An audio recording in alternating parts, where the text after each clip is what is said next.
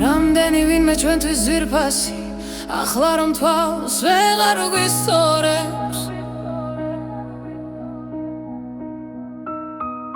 ჩვენ ჟირზე მუდამ დადუმებული, კომფორტში ზის და თავისას ისტორებს.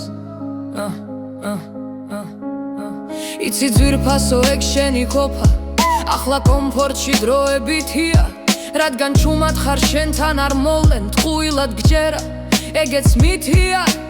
ისტორიები არსებობს უკვე, გამოცდილება ბევრის მთქმელია, საქართველოში შემოფარულა, ვითომ სიკეთის მქმნელი მელია.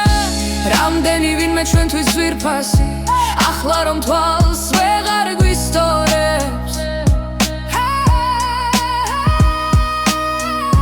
ჩვენს ჭირზე მუდამ დადუმებული, კომფორტში ზის და თავისას ისტორებს.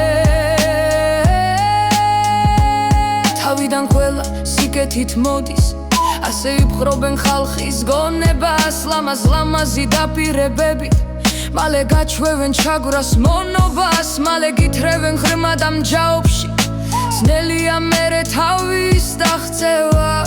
სხვის მაგალითზე თუ კი ვისწავლით, იქნებს ჩვენ შევძლოთ მისგან გაღწევა.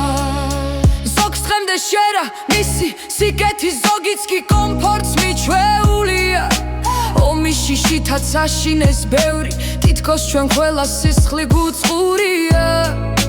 ვერ დავაჯერეთ კარგ განზრახვაში, პროპაგანდასთან ბრძოლა რთულია.